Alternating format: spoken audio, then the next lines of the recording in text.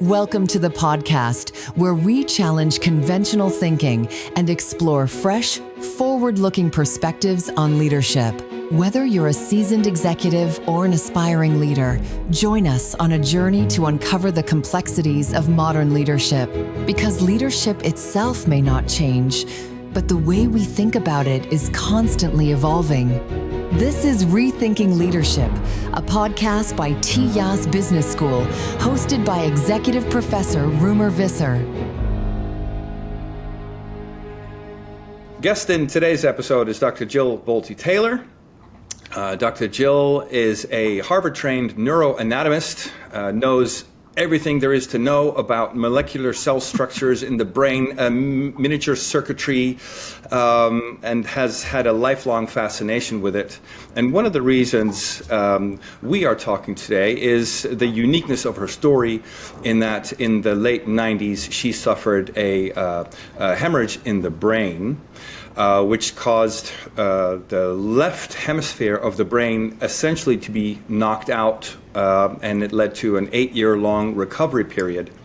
And that in turn led to, when she rose to fame really, was her 2008 TED Talk, which then later resulted in the book called My Stroke of Insight.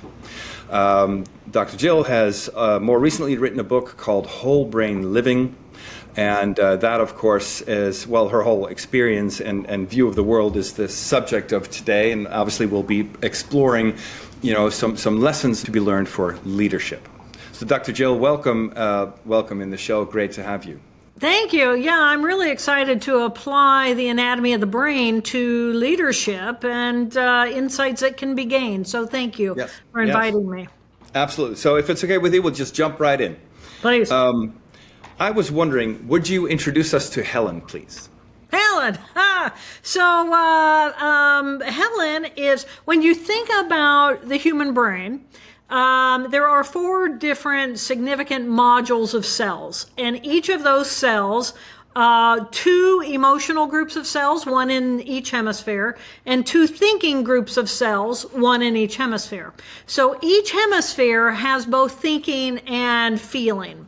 And the thinking in the left hemisphere portion of our brain, this is the portion of our brain that is the interface between our internal world and the world outside of ourselves. So my relationship with myself, I have an identity. I am Jill Bolte Taylor. It's a tiny little group of cells in that left hemisphere.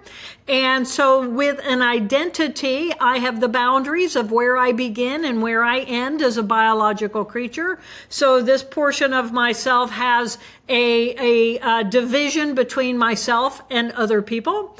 And then it is my relationship with things in the external world, which I am very good at characterizing, organizing. I like to control people, places, and things. I like to control time, so I'm generally very punctual. And this is the part of ourselves that is essentially known as our A-type personality, our rational thinking portion of our brain.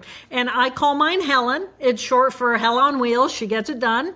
And I know Helen very well. And Helen is the part of me that was climbing the Harvard ladder before I had that stroke. And it is the part of me that likes to be right.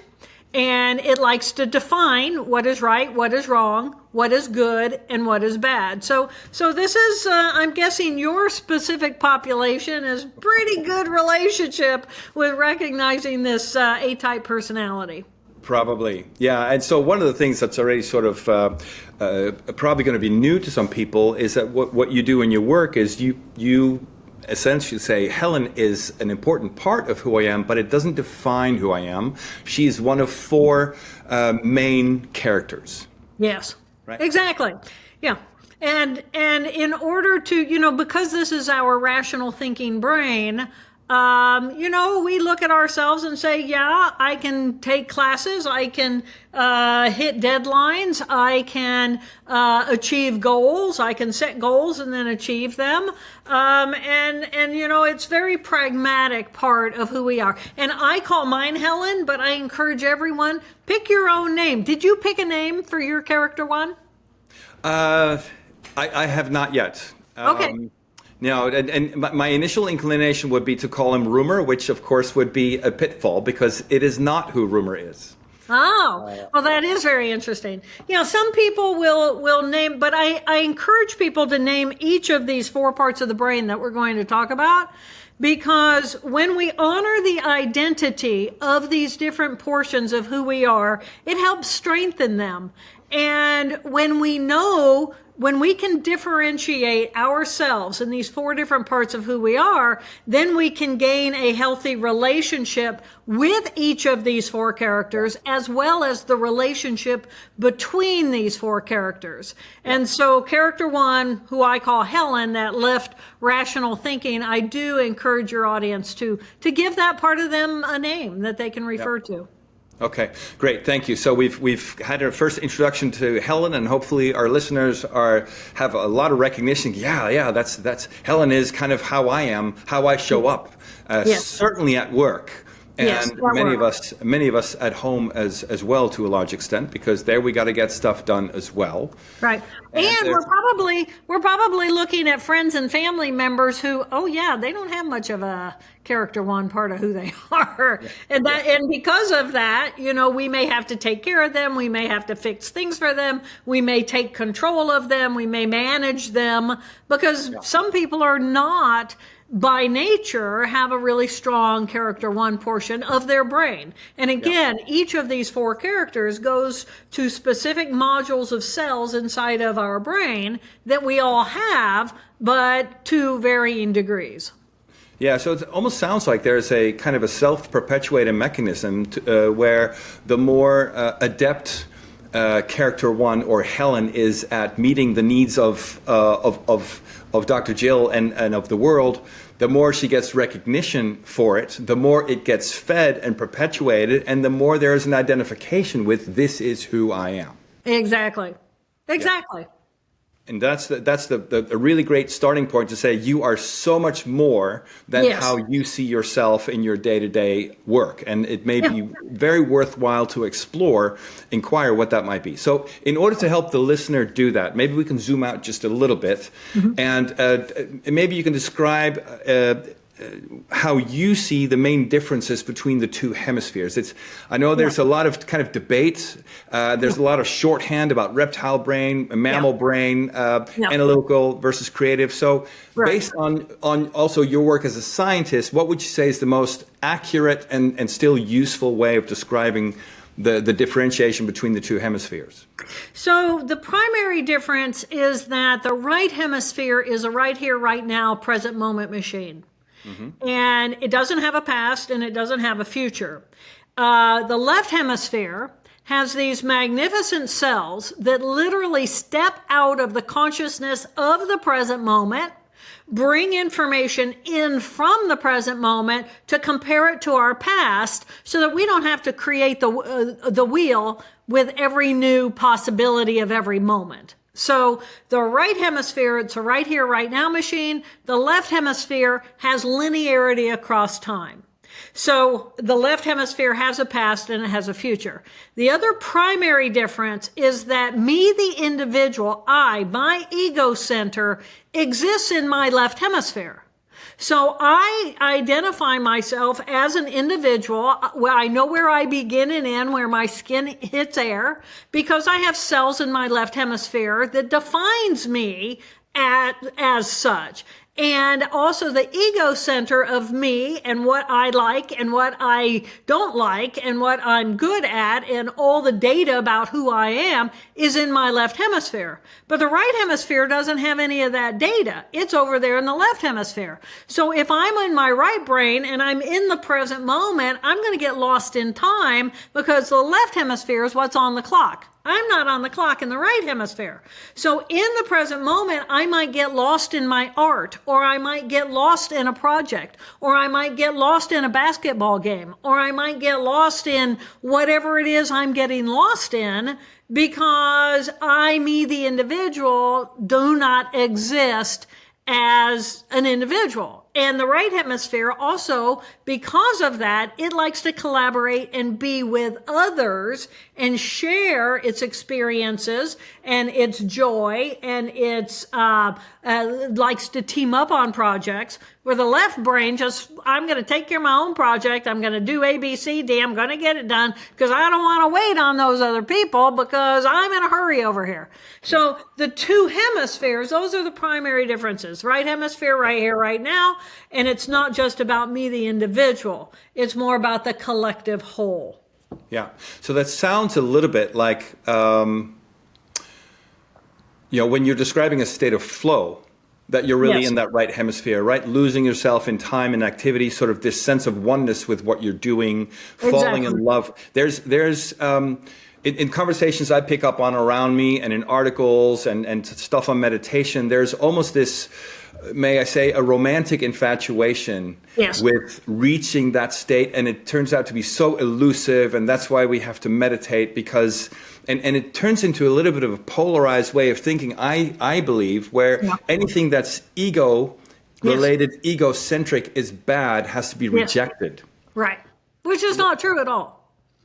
Can you say more? Because you've actually experienced, this is what makes this so mind-blowing. You have experienced how life shows up for you when everything ego-related, everything language-related falls away. Can you say a couple words about what that's like? Oh, absolutely. It sounds blissful.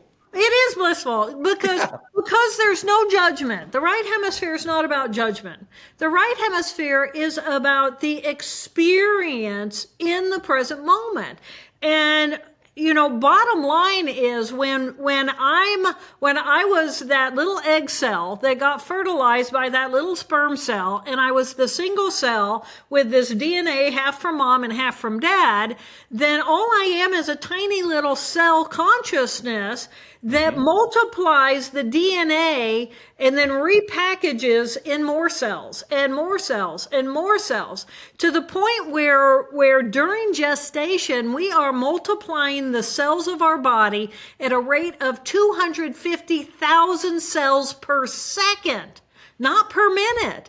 Per second. I mean, this is an explosion of biological life and development. So it's going to be the energy ball around that DNA that controls and directs all that multiplication and division at a cellular level. So then we pop out into the world and we're really just this ball of energy of all these different cells that have differentiated. But at the level of our brain, most of the brain development happens during our normal development of life, up to 25 years. We're not adults classified as a biological adult until the long bones in our body stop growing, and that happens around age 25.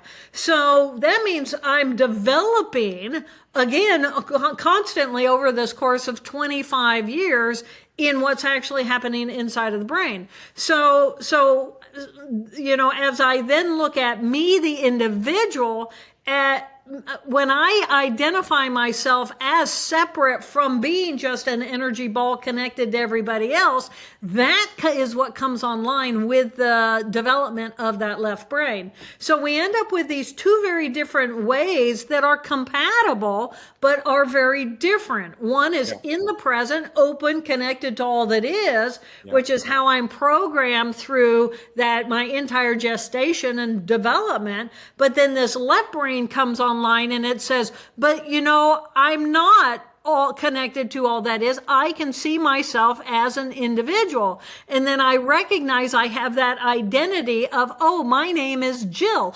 Oh, I begin and end where my skin meets the air. Oh, I have skills that I can develop. And then that left hemisphere comes online and I become separate from the whole. And so the ultimate goal of mindfulness is to be able to recognize which portion of my brain am I actually embodying in any moment. And the goal of meditation is to quiet the left brain language centers and ego center enough. We're not getting rid of it. We're just quieting it. It's okay to quiet it and to step into full-heartedly the experience of the present moment. And it is blissful because there is no right and wrong and good and bad without the judgment of that left brain. So essentially whole brain living, which is what I call all of this, whole brain living, the ultimate goal is to be able to differentiate those 4 different parts of who I am so that I can say, character 1, Helen, great job. Now it's time to go and play in the woods with my dogs and play and be open and celebrate. And then it's like, and then character 1 in that left brain is saying, yeah, but you got to be back and cleaned up in 2 more hours because you got another appointment. And it's like this beautiful communication and collaboration between these different parts of who we are. And when we have that level of differentiation and conversation, then it's like freedom, because it's like, it's not like, oh, I got to do this, got to do this, got to do this. Well, I don't want to do this. I really want to go do that. And I want to go play some basketball because the guys are calling me, and it's like, let's go do that. And I'm from Indiana, and that's why I'm focused on basketball, because that's what we do here. But when we end up having all 4 characters navigating moment by moment who and how we want to be in any moment, then it's like, okay, what does my team inside of my own head want? And how do I do that in a way that I can satisfy all my needs and really live a life feeling peaceful?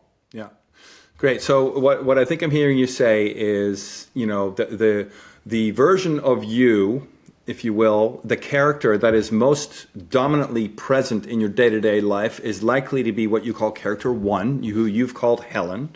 It's the go-getter. It's the one that's making distinctions between me and other, between us and them, between good and bad. So there's judgment, moral judgment being passed. It is also focused on past and future, worrying about the future, fretting about what might have happened in the past. And the idea is that's only basically 25% of your brain. There are 3 other regions that also deserve to get some attention. Right. And one of the things you said in your TED Talk that you ended your 2008 TED Talk with is we have the freedom to choose. Right. And I'd like to explore that a little bit, because if you are, let's say you spend 95% of your waking time in Helen. Yeah. Helen is not going to choose to give the other characters space. So there's a different version of I that's necessary to even recognize that there is a choice. Right. How do you bring that, I guess, superseding I, if you will, how do you bring that to the fore? Yeah. So first of all, somebody might be saying, I'm happy with my Helen. I'm happy with my character 1. What are they talking about? Why on earth would I want to be anything other than what I am? I'm climbing my ladder. I'm in my years of development. I'm doing my thing. I'm doing well. I'm prospering. What are they talking about? Why would I want to be anything other than what I am? And first of all, the reason why you would want to be something other than just what you are is that when it comes to neurons in the brain cells, the more often you run a circuit, the stronger that circuit becomes, and then it begins to run automatically on its own as a habit, cognitive or emotional. And that's all great, but the fact of the matter is that as human beings, because we have these 4 distinctively different parts of who we are, as a human being, I'm going to thrive at my top game as a healthy human being when I know all different parts of who I am. Because especially when it's going to come to leadership, because one form of leadership is going to happen with that character 1 thinking, rational, analyzing part of who we are. But genius is in our right hemisphere.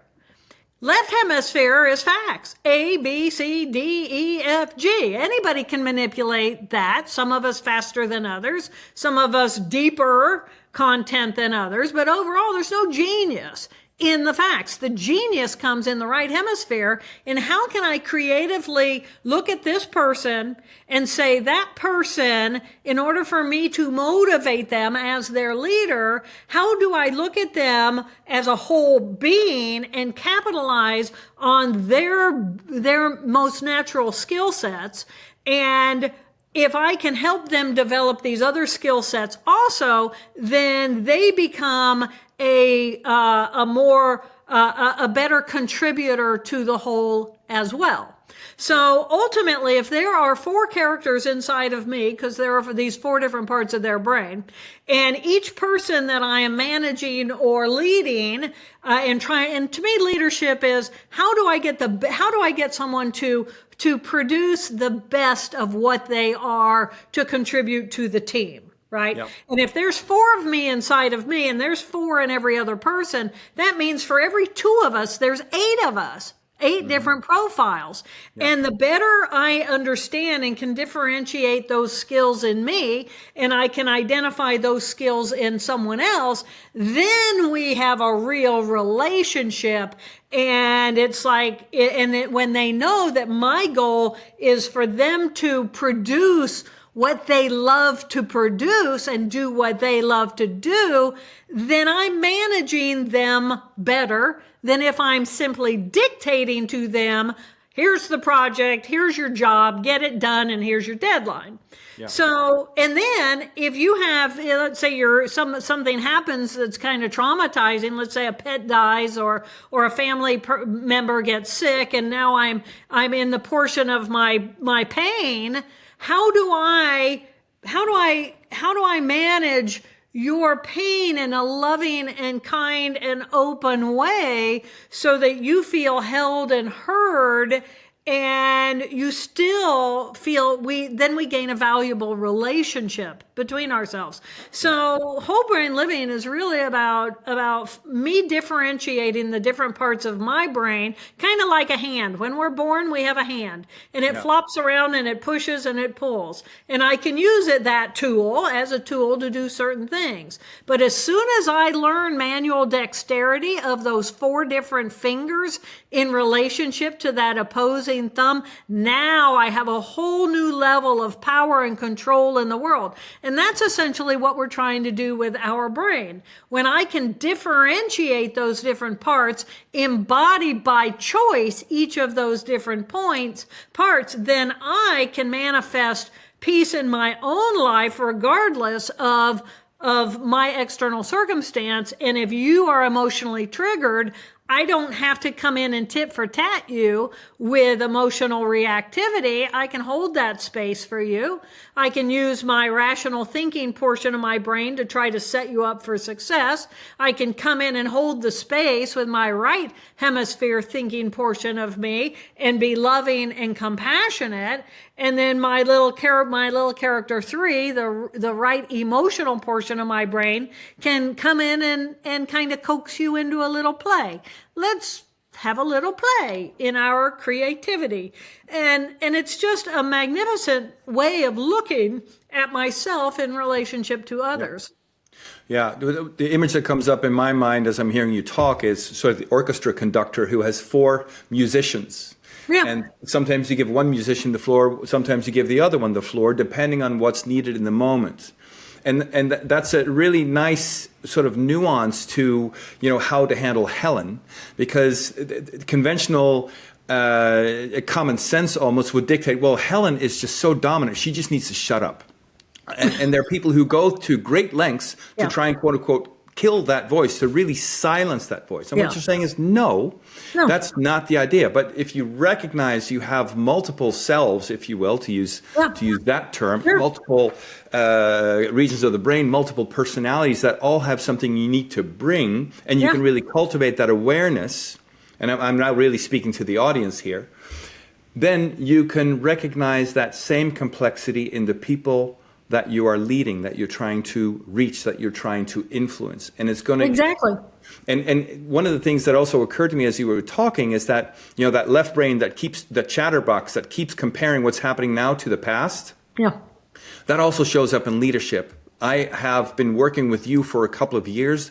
There's a lot of past that comes up and troubles the interaction because, quote unquote, at least my version of Helen, already knows who you are. Already knows who Jill is because I have lots of data to back it up. And it keeps me, it kills the curiosity and it kills off possibilities. Right. Yeah. Yeah. And so how can I be motivated if I'm in my pain? How can I be motivated to produce when that's not what that part of my brain does? And so if I'm in my pain, how can you compassionately help manage me as your worker, as your team mate, your person who you're managing? How do you do that? How do you do that? You know, and the better you understand these parts of yourself, but boy, I tell you, that character one, Helen, she's powerful. Yeah. And I'm at IU, Indiana University, and you know our School of Business is world known, and you know this is what we're developing. We're developing our numbers, we're developing our marketing, we're developing our accounting, we're developing all these very left brain tools, but true genius is not in that left brain. And if I need a team to bust out of its thinking and move into creative, you know, I do some work with some companies brought in for leadership training, and the left brain is terrified of the right brain creative forces because they can't control them, and they can't have the very predictable, you know, well, I need to know what the number of beans are going to be. And the right brainers are going, I can't tell you how many more you're going to sell, but I can tell you that this design is going to be more inspirational to the person who is making a decision on the shelf than that one. And so, you know, so these, I mean, the two hemispheres play out in every avenue of business, as well as every avenue of our personal lives and our personal relationships, because we all have all four of these characters. Yeah. So, it has by knowing this material, it really can give you an advantage in how you manage yourself in relationship to other people. Exactly. One of the things that always struck me is that even many of the people who are known as, you know, hard-nosed, transactional, you got to deliver results. If you don't deliver, you're out, right? Yeah. That almost. And you don't have value. Yeah. No. Your value is determined by your results and by your activity level. Yeah. Exactly. And that's just one part of the brain that says it's just one part of one person's brain talking to another part of another person's brain. Yeah, and that conversation's only going to take you so far. That's correct. Because it's just data. That at that point, it's just right, wrong, good, bad data.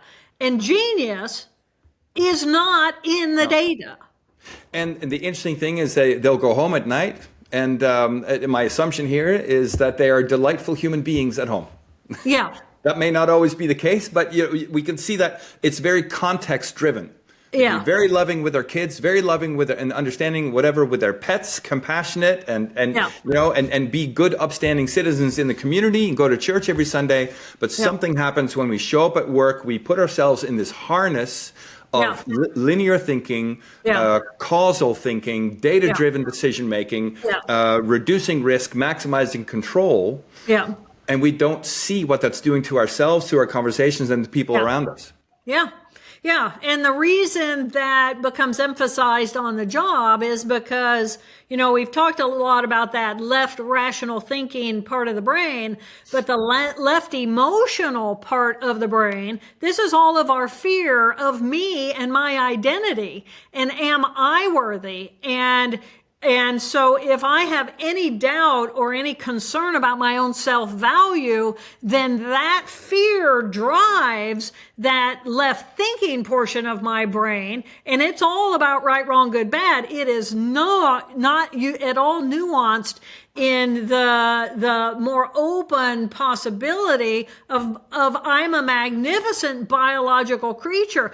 I am not AI. And the biggest difference between any robot that is going to be created is, yes, they will master all the data, all the details, just like a calculator. Boy, when the calculator came online and we weren't doing math by hand anymore, you know, we were of that era, right? Yeah. So it was like, oh, everybody's saying, oh, no, they're going to lose the nuances of math. And we did. We lost the nuances of math because it just came down to the data, just the bottom line and how to manipulate now a tool.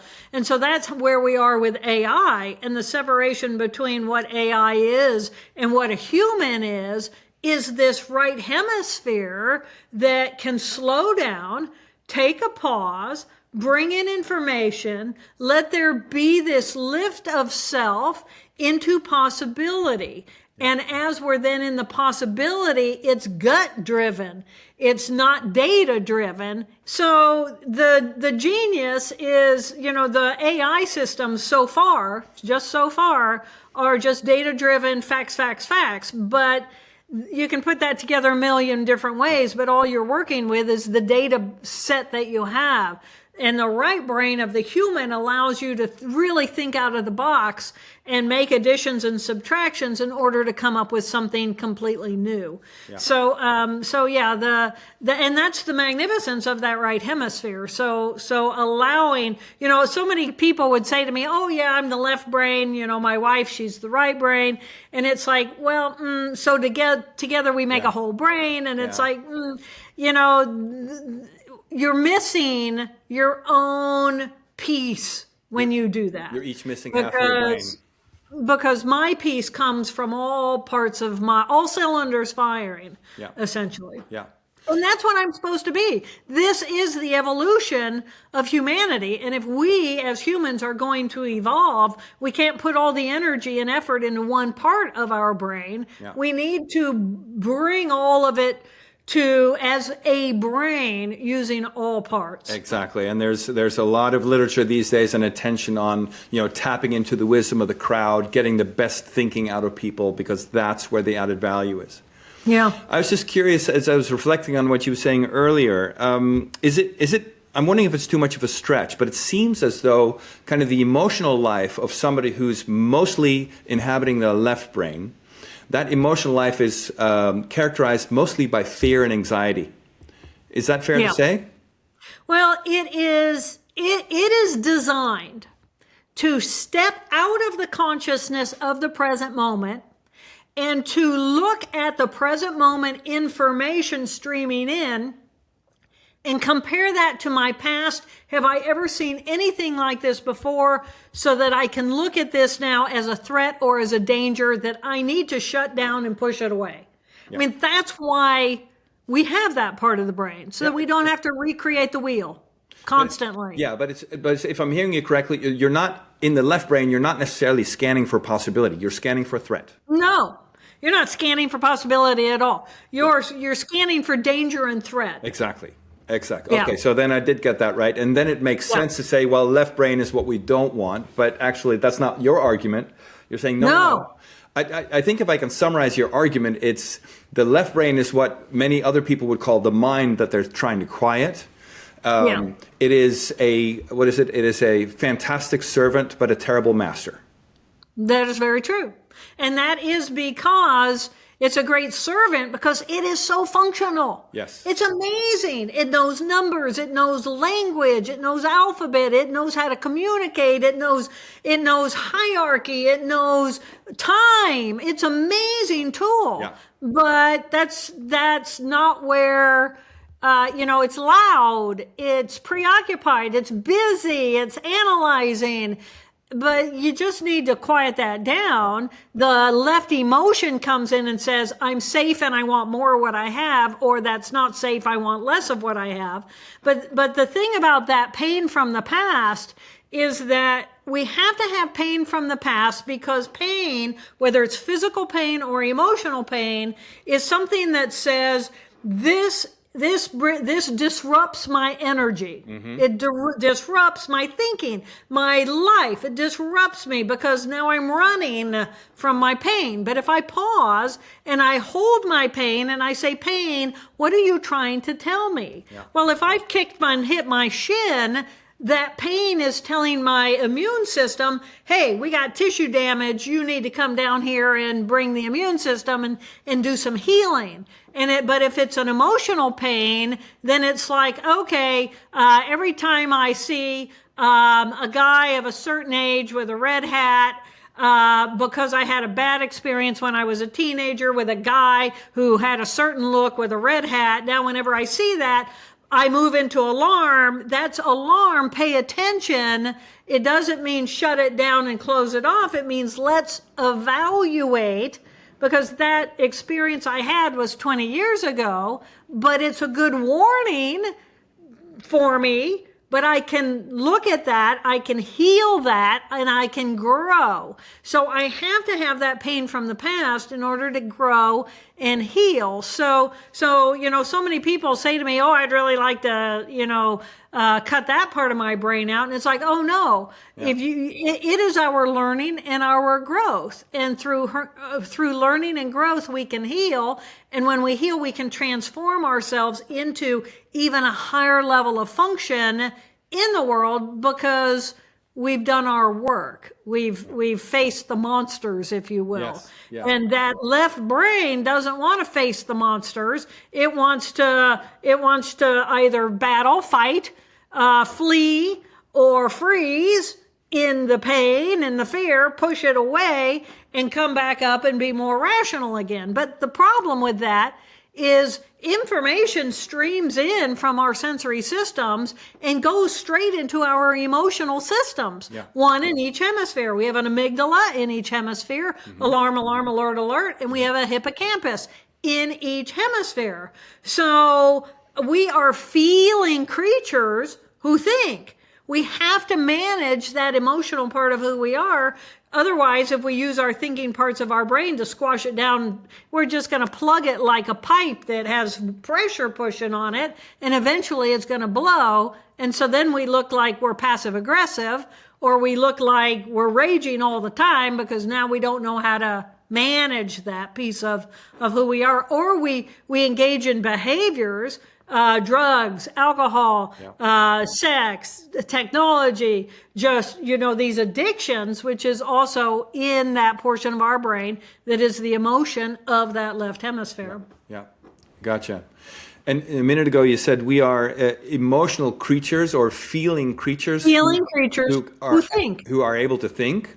But you have also said, if I think about something, then it evokes a feeling. That's that 90-second rule, right? There's a thought that's followed by a feeling and a physiological response, which then lasts around 90 seconds, and then it's gone again. Yes, as a living creature, as a biological creature, only three things are going on inside of our brain. We are thinking thoughts, we are feeling emotions, and we are running a physiological response to what we are thinking and what we're feeling. So from the moment I think a thought, let's say I think of you, and I love you. And so I think of you, and that thought stimulates this emotion of I love you. Yeah. And then I'm running this physiological loop of, I love him so much. And I may have all these thoughts about you, and I may have these emotions about you. But from the moment I think the thought until you've completely flushed out of my thoughts in my heart, it literally takes less than 90 seconds. And that's the 90-second rule. Yeah. So if I become emotionally triggered, even in a negative way, let's say I think of someone and they make me very angry and I feel all this anger, it literally, that specific loop takes 90 seconds. So, but I can stay angry at you for much longer than 90 seconds. But what I'm doing is I'm rethinking the thoughts that are stimulating the emotions. The emotions are flooding my bloodstream, flushes through me, floods out of me, literally takes less than 90 seconds. Yeah. So I think what you're saying is we can break that cycle. Yeah, just absolutely. Stop feeding it and it'll go away. Yeah. Once you master that, it's only 90 seconds. Yeah. And still, in this example, we start with a thought and then that evokes a feeling. So that kind of makes me curious, and it's a bit of a forced choice. Which is it? Is it feeling comes first and then the feeling engenders a thought, or does a thought engender the feeling, or is it 50-50? So I think that's going to be unique to the individual. But at a biological level, the information comes in, it goes into my emotions. Yeah. And then the tissue that expands beyond the emotions to regulate and modulate the emotions is the thinking tissue. Gotcha. So I can think a thought that's going to stimulate the emotion below, or I can stimulate an emotion and it just explodes, and then I just start thinking on it all the time and da-da-da-da. Yeah. So, it's a linked loop. That's the point. Yeah. But from the moment that it really starts hooking in and the loop begins, it's a reflex, just like a patellar reflex on your leg, except that's between a group of brain cells and a muscle cell. But we're having all these emotions, and emotions are these reflexive loops between neurons inside of the brain. Yeah, gotcha. Okay, and so essentially, I think what you're arguing here is we have a lot more choice in sort of our emotional state, mental emotional state, a lot more choice than we think. We have so much more power over what's going on inside of our brains than we've ever been trained. And, that makes sense because as a species, we're simply living our lives exhibiting behaviors. Yeah. But it took a neuroanatomist, someone who studies the brain, to lose the cells of that left hemisphere, both thinking and emotional, to experience a completely untethered, uninhibited right hemisphere. And then it took 8 years for me to use that right hemisphere to rebuild the skill sets and personality profiles of that left brain in order to become whole-brained. So it makes sense from a neuroanatomical perspective, from a psychological perspective, and from a personal experience by a neuroanatomist having this experience about her expertise. Yeah. And still, I was wondering if I could press you a little bit more on that, because I've heard you say we are neurocircuitry. Every skill, every capability we have is reflected in the circuitry that we have. That's right. And you have also identified the 4 different regions, more or less, of the brain with these different, I guess, personality characters. Yeah. I'm wondering, though, what does that do with free will? Because there are people who say we have no free will is an illusion. It's all been predetermined by patterns of cognition in the brain, and we think we're making a decision, but our brain has already decided for us. I think that's a very closed-minded left brain perspective. Okay, that's good. And I think anybody who has a right brain would not have that same opinion. And I think that if I feel that I have no free will, then I'm using the part of my brain that does not have free will. And I agree that character 1, left rational thinking, and that character 2 that is programmed. But the point of the matter is we can use the rest of our brain in order to add new possibility. So I do believe that the road to free will is to know the part of your brain that has free will. Yeah. Okay, so I think what you're saying is, left brain is more or less programmed. You can make an argument there that it's very reactionary. It's a tool. It's an instrument. Yep. It's a servant. That's why the master and his emissary. The left brain is a terrific servant. Yep. Terrific. Magnificent. But there's no genius there. That's that prediction machine that keeps humming along on autopilot. Yeah, and the right brain is possibility. Exactly. Gotcha. Yeah. What would you? So let's say that you've convinced the listener that yes, I recognize I spend far too much time, scanning for removing threats, solving problems, looking at spreadsheets, trying to minimize risk, maximize control, all of that. And congratulations, those are fantastic skill sets. Yes. Fantastic skill sets, yes. But they're also draining, and they're constricting, and they're more detail about those details. And it's your stress circuitry. Yeah. And we know how that feels inside of the body. And then what do you do? Then what do you do? Well, if you want to get into your right brain, go for a walk. and don't take get off your phone. First of all, get off your technology. Get into the present moment. And in the present moment, go somewhere where you can have the literally uplifting of your chest as you look into the sky and you look into random bits of pieces moving around with just an awareness that they exist at all. So when people say, Jill, how do you get into your right brain? I say, well, for me, it's more like, how do I get into my left brain? Because for me, my right brain is what's primary, because I like the way it feels. I prefer the present moment.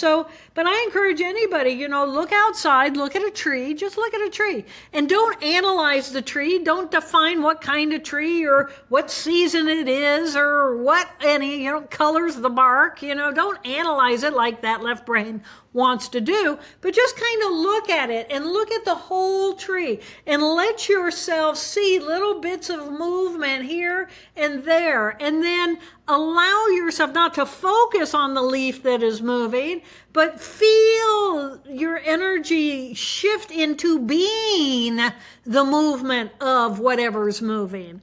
Now, at this point, your audience is probably going, oh my God, this girl is so taking the woo-woo leap. Yeah. But the fact of the matter is that we're biologically programmed to be open and expansive. What does it feel like when you're standing on a beach and you're watching the sunset and the waves are coming in and the rocks are spraying spray and creatures are running around on the beach, and you just allow yourself to be in this big picture phenomenon of, oh my God, I'm alive. And that's the point, is, oh my God, I'm alive. And this might mean looking at yourself in a mirror and just looking at yourself without any analysis, but simply looking at yourself and going, I'm alive. I'm alive. What does that mean?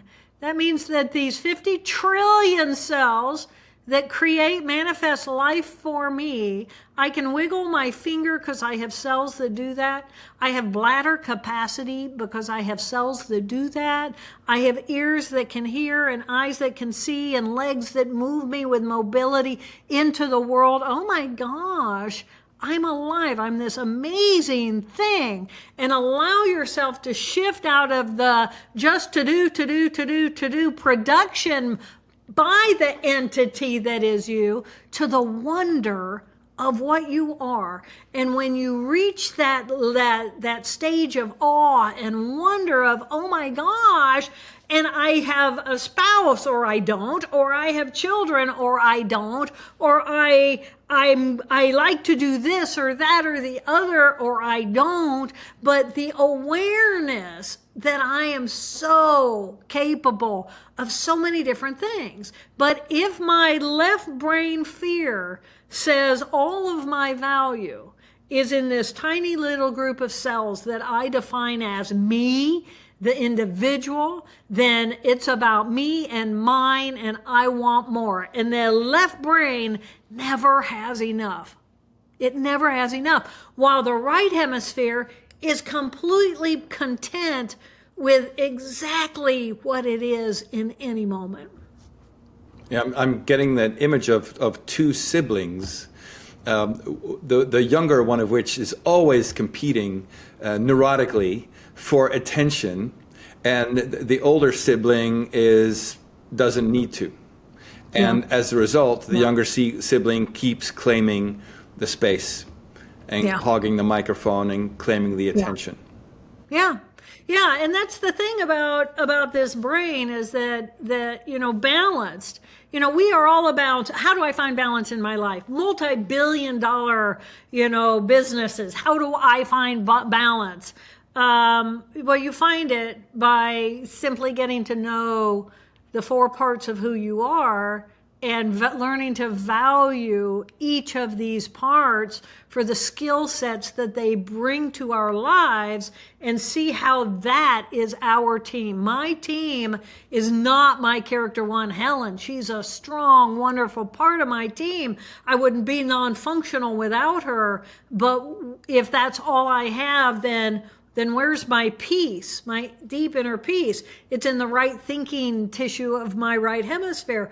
Where's my joy, my celebration, my possibility, my music, my athleticism, my art, my creativity, my possibility, my joy is in my right hemisphere emotional tissue. So when I know each of these parts of who I am and I identify each of them and I give each of them identities and embody them, then there's never conflict in my life because the team is constantly negotiating with itself as to who and how I want to be in any moment. And it sounds like you're saying you're a little bit of a disadvantage maybe because the listener's version of Helen has been so dominant that you need practice to let the other three characters give a little bit more, claim a little bit more space and create those neural pathways as well. Yeah. And so it's not just about being in a state of wonder or curiosity or awe once or twice, but trying to really tap into that frequently so you can embed that and create these new brain circuitries. Yeah, because once again, what neurons we run, what loops we create become habits. So why wouldn't I want it to be a habit that I've got half an hour, I'm going to get completely off grid and I'm going to go be creative and do something fun and interesting. And then I'm going to come back and take that next meeting already invigorated and uplifted by that other character that I allowed myself to embody. And might I say, I rarely do this, but for your specific audience I'm going to, I have written a beautiful book for you. Okay. Whole Brain Living is written for character ones and your analytical mind, and it will, I will gently pry you not just away from that, but to completely own your power in that part of who you are, because whole brain living isn't about making any of them not have value. Exactly. Whole brain living is about recognizing the value of all parts of yourself so that you can mindfully and enthusiastically embrace all these different parts of you, who you are, so you can live a more peaceful life, be more productive, be more creative, be more functional, and know how to hold your own little heart when you feel emotionally triggered. So it's really beautiful material. Yeah. And in doing so, as a leader, you're not only giving other people permission to do the same, you're in fact going to be supporting them in making that same step. And might I, yes, and might I add that when they have the same language of their four characters, the power of this material for a person is, whole brain living is finding all these parts of who I am. But when my teammates, I can guarantee you, when your teammates know four characters of who they are and the four characters of who you are, and they start using that language, everything changes, because now instead of my team, my four in me and four in you, not having open communication, now I pick up my phone and I'll call my friends and I'll say, how are you doing? And they'll say, well, my character one is great because she's working on this project and we're getting it done and everything, and I'm on time and I feel successful. And they say, and my little character two, well, I'm a little brokenhearted because, my dog stopped eating and it's like, it just breaks my heart, or whatever it is. That's not good. And my little character three, though, I'm now playing with epoxy down in the art space, and it's very exciting because I'm doing this, that, and the other. And my character four, I just feel so content in my life, and I just feel like I'm living a meaningful life. Yeah. And in that, less than 60 seconds, I know how my friend is. I know what they're doing, what's on their heart, what's on their mind. And it was a boom. And it's so deep because it's the differentiation of who each of us is as human beings. Well, on that beautiful note, Dr. Jill Bolte Taylor, thank you so much for your presence in this episode. The book is Whole Brain Living. Highly recommended to check it out if any of this piqued your interest. Dr. Jill, thank you again for your time. Thank you, Roemer. I so appreciate it, and I so appreciate your audience.